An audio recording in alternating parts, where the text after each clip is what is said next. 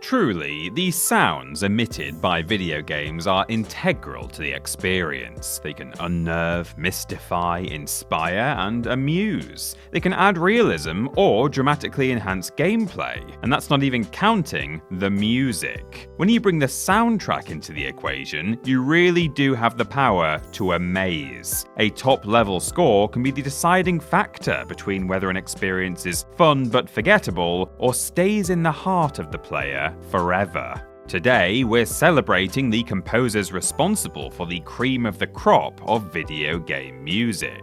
These are the ones who created soundtracks so iconic that any well-rounded, self-respecting gamer would be able to recognize them in an instant. For a few of these entries, some non-gamers might even be able to hum along too. From sweeping, grandiose orchestral suites to beautifully arranged bleepy-bloopy retro tunes, we're covering the lot, and we hope you enjoy this journey through video game soundtracks past. Just keep in mind, we won't be able to include that many excerpts of music in this video, because YouTube doesn't like it when people do things like that. Never mind. I'm former primary school recorder virtuoso Peter from TripleJump, and here are the 10 most important video game composers of all time. Number 10. Shoji Meguro. Versatile composer and musician Shoji Meguro grew up in Tokyo, listening to classical music and dabbling in the world of technology. In 1995, after majoring in hydrodynamics at college, he decided he'd try to marry his musical and technological passions and sent a demo tape off to Atlus. The bigwigs at the famed RPG developer were clearly impressed, because Shoji was snatched up and set to work on his first composing job, Revelations Persona. From this point on, Meguro was entwined with the Shin Megami Tensei and Persona series, developing an eclectic musical taste that spans classical, rock, jazz, electronic, and J-pop. His first breakthrough as a lead composer was for Shin Megami Tensei 3 Nocturne in 2003, but he really found his way into the ears and hearts of gamers through the Persona series. He scored Persona 3 and 4, and provided one of the greatest gaming soundtracks of recent years in Persona 5. Being a very clever boy, Shoji Meguro's talents don't just end with music. He recently split from Atlus to go freelance and try his hand as a game developer, meaning that he now does the bits of the game that you play as well as the bits that you listen to. Talk about showing off. Number 9. Yuzo Koshiro. Another Tokyo-based maestro, Yuzo Koshiro is a chiptune pro, and his music proved hugely influential in the 80s and 90s. Though previously working on the original East game, Koshiro's most celebrated works emerged from his affiliation with Sega. Koshiro's soundtracks for the Shinobi games were excellent, but his work on Streets of Rage proved legendary. Inspired by American and British electronic music of the era, Koshiro used his experience to cook up a pulsating soundtrack that the Mega Drive's music chip had no right being capable of producing. Koshiro did some tracks for the recent Streets of Rage 4 as well, continuing the series' tradition of bangin' tunes. Despite being mainly self-taught, Koshiro did spend 3 years of his early life studying under legendary Japanese film composer Joe Hisaishi, who has been known to smash out a few decent soundtracks of his own from time to time. Spirited Away and Howl's Moving Castle, anyone? Not a bad teacher to kick off your music career with. Number 8. Akira Yamaoka.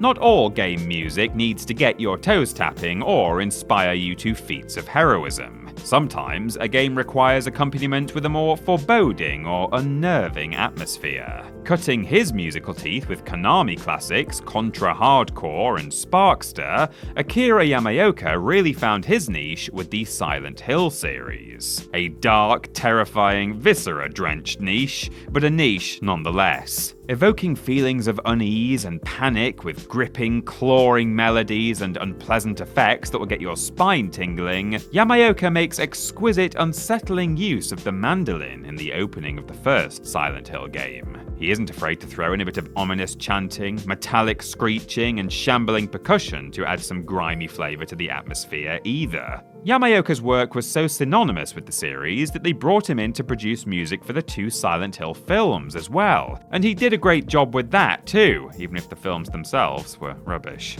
There are a lot of ingredients that go into the grim recipe that makes Silent Hill, and Yamaoka's music is one of the most essential ones. Part of me would like to understand his creative process, but I actually think I'm probably better off not knowing. Number 7. Michiru Yamane. Michiru Yamane is another composer best known for her time at Konami, although her music is most associated with spooky castles rather than spooky towns shrouded in mist. She joined the Japanese giant in 1988 and worked on the likes of MSX title King's Valley 2. She later scored for the Rocket Knight series, collaborating with Akira Yamaoka on its sequels. Her first role as lead composer was on Japan-only Famicom adventure Ganbare Goemon 2, which extracts some pleasant and suitably mystical melodies out of the console's limited sound capabilities. Where things really started to click for Yamane, though, was with the Castlevania series. Taking over the franchise from Castlevania Bloodlines, Yamane felt pressure to excel, due to the games being already known for their great music. Luckily, she absolutely nailed it. Or should that be staked it? Because of vampires. Yamane drew upon her interest and experience in the musical styles of rock and baroque, no relation, to compose a soundtrack that somehow evokes medieval folky horror tropes, dignified grandeur, and cool whip-cracking action all at the same time. And there really is no better music to slay vampires to, not even the Buffy theme. Number 6. Grant Kirkhope. Composer, guitar player, and classically trained trumpeter Grant Kirkhope is a musician from Yorkshire, here in England. Good man. He joined British developer Rare in 1995, and his first musical mission for the company was to perform live guitar and trumpet for Killer Instinct 2. He would soon test his composing chops alongside some other talented musicians on a little-known Nintendo 64 title called GoldenEye 007. Following his work on James Bond's most highly regarded gaming escapade, he was entrusted with creating the musical soundscapes of some later Rare classics, including Banjo-Kazooie and Banjo-Tooie, as well as Donkey Kong 64. He also worked on the Perfect Dark soundtrack. Basically, he pretty much provided the entire musical accompaniment to many a 90s Nintendo fans' upbringing, along with a certain gentleman who will appear a little later on in this list. More recently, he's been nominated for various awards for his involvement with the soundtrack to Civilization Beyond Earth, and let's not forget his contributions to the peaceful ambience of the Xbox 360 Critter-em-up series, Viva Pinata. A prolific and talented performer then. Not bad for someone who, being from Yorkshire, is likely fueled entirely by tea and parking. Number 5. Jun Senoue. It's fair to say that by the time Jun Senoue was linked with Sega's Blue Blur, Sonic's glory days were coming to an end. That said, while the overall gaming quality of the Speedy One's outings were dropping off, the soundtracks remained a highlight, and Jun Senoue is mostly to thank for that. After finishing an education in music and economics, Senoue sent demo tapes to both Namco and Sega, and the latter liked what they heard. After dipping his toes into the already banger-filled world of Sonic audio with minor contributions to Sonic the Hedgehog 3 and Sonic 3D Blast, Senoue was given the reins for the Hedgehog's full 3D debut.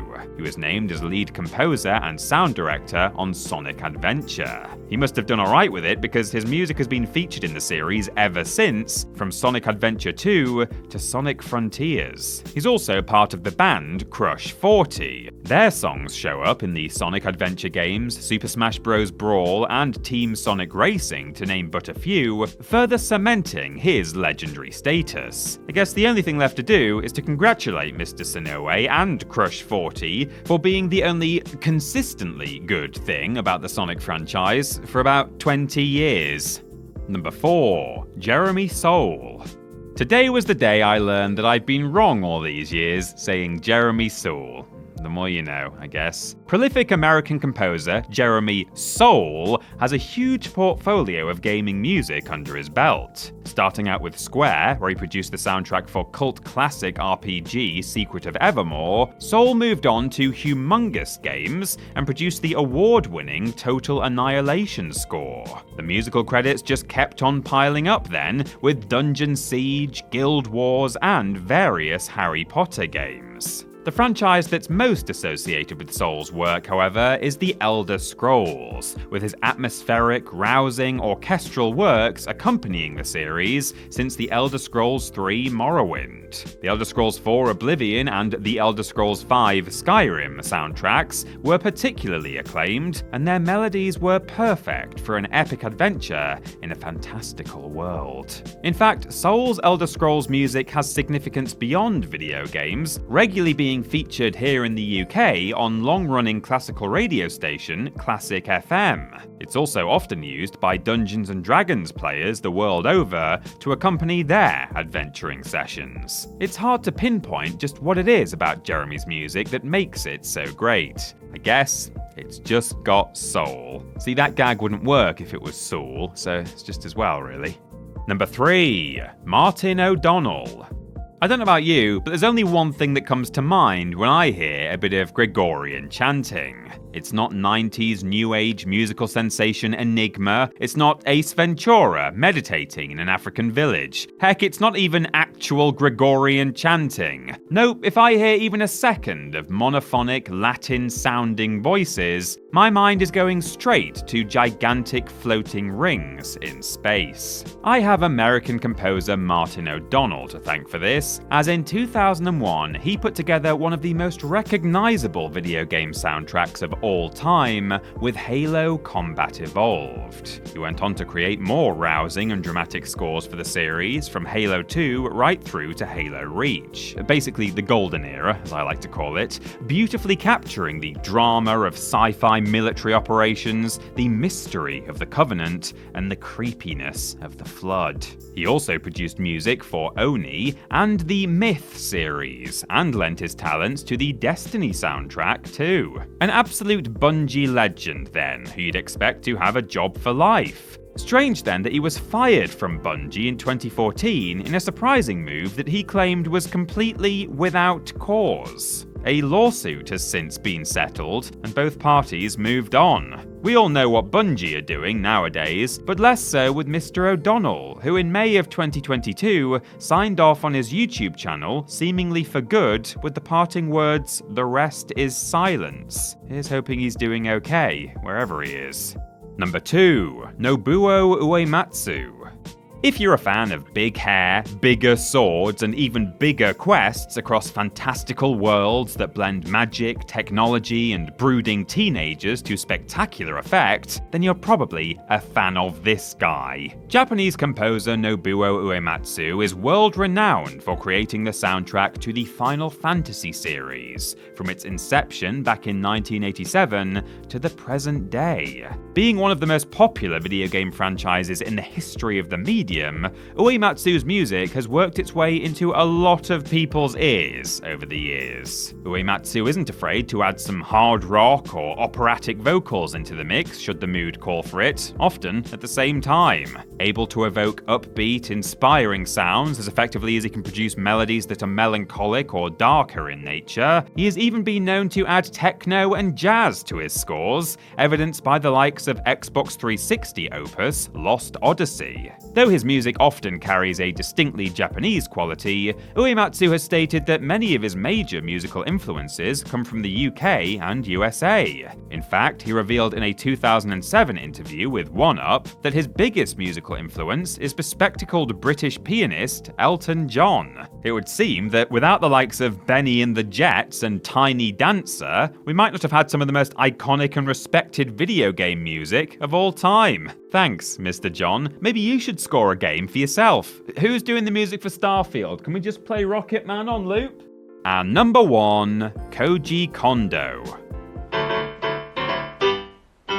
Japanese composer and pianist Koji Kondo is responsible for the backing music behind gaming's most recognizable superstar. Originally an organist for a jazz and rock covers band, Koji applied to join Nintendo's talented ranks when he was at university and has been with the company ever since. His first work was on boxing game Punch-Out!, and soon after that he, casually cooked up one of the most memorable and recognizable themes of all time in Super Mario Bros. Following Shigeru Miyamoto's request that gaming music should be fluid and reflect the motion of the gameplay, Kondo took inspiration from waltz and Latin music to score Mario's running, leaping, and block-punching adventures. As gaming advanced over the years, Kondo stayed at the forefront of the medium, scoring Super Mario 64, Super Mario Galaxy, Super Mario Odyssey, and countless other plumber-based escapades. Oh, and did we mention that he did the music for The Legend of Zelda, too?